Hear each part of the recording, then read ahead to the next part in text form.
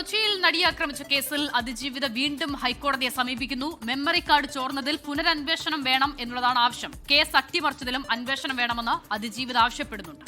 വിഷ്ണു സുരേഷാണ് കൊച്ചിയിൽ നിന്നും കൂടുതൽ വിവരങ്ങളുമായി ചേരുന്നത്. വിഷ്ണു, ഒടുങ്ങനെ ഇത്തരത്തിലൊരു നീക്കം അതിജീവിതയുടെ ഭാഗത്തുനിന്നും ഉണ്ടാകുന്നത് എന്തുകൊണ്ടാണ്? രണ്ടാവശ്യങ്ങളും വളരെ പ്രധാനപ്പെട്ടതാണ്. ഒന്ന്, ഈ മെമ്മറി കാർഡ് ചോർന്നു പോയതിലാണ്. മറ്റൊന്ന്, ഈ കേസിന്റെ ആകെ അതിൽ അട്ടിമറി ഉണ്ടായിട്ടുണ്ട് എന്ന ആരോപണം കടുപ്പിക്കുന്നു. അതിലും ഒരു പുതിയ അന്വേഷണം വേണമെന്ന ആവശ്യമാണ് അതിജീവിത മുന്നോട്ട് വെക്കുന്നത്. അതായത് പോരാട്ടം ഇനിയും ശക്തമായി തന്നെ തുടരും എന്നവർ പറയുകയാണല്ലേ?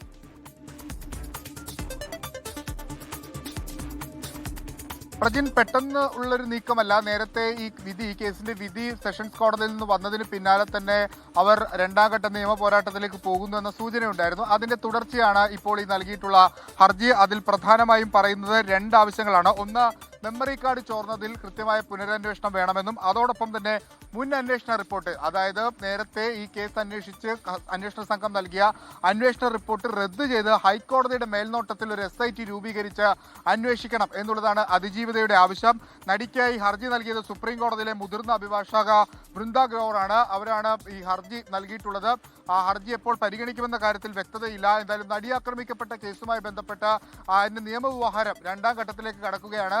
നേരത്തെ വിചാരണ കോടതിയിൽ 9 വർഷം നീണ്ട നിയമ പോരാട്ടത്തിനൊടുവിലാണ് ഈ കേസിൽ വിധി പറഞ്ഞത്. കുറ്റാരോപിതനായ 8ാം പ്രതി ദിലീപിനെ അടക്കം വെറുതെ വിട്ടുകൊണ്ടുള്ള വിധിയാണ് പുറത്തു വന്നത്. ആ വിധി അടക്കം ചോദ്യം ചെയ്തുകൊണ്ടാണ് ഇപ്പോൾ ആക്രമിക്കപ്പെട്ട നടി അല്ലെങ്കിൽ അതിജീവിത അവരിപ്പോൾ ഹൈക്കോടതിയെ സമീപിച്ചിരിക്കുന്നത്. പുനരന്വേഷണം, മെമ്മറി കാർഡ് കേസിൽ പുനരന്വേഷണം വേണം. ഒപ്പം നേരത്തെയുള്ള അന്വേഷണ റിപ്പോർട്ട് റദ്ദ് ചെയ്ത് പുതിയൊരു SIT അത് ഹൈക്കോടതിയുടെ മേൽനോട്ടത്തിൽ അന്വേഷിക്കണമെന്നുള്ളതാണ് അവരുടെ ആവശ്യം. പക്ഷേ അടുത്ത ദിവസങ്ങളിലൊക്കെ തന്നെ ഹർജി പരിഗണിക്കാനുള്ള സാധ്യതയുണ്ട്.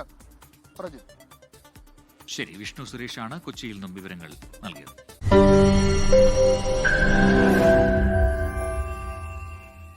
ലോകത്തെവിടെയായാലും ഏത് സമയത്തും 24 വാർത്തകളും ഓഗ്മെന്റഡ് റിയാലിറ്റി പാക്കേജുകളും എക്സ്പ്ലെയിനറുകളും വിശദമായി കാണാൻ ഞങ്ങളുടെ YouTube ചാനൽ നിങ്ങൾക്ക് സബ്സ്ക്രൈബ് ചെയ്യാം.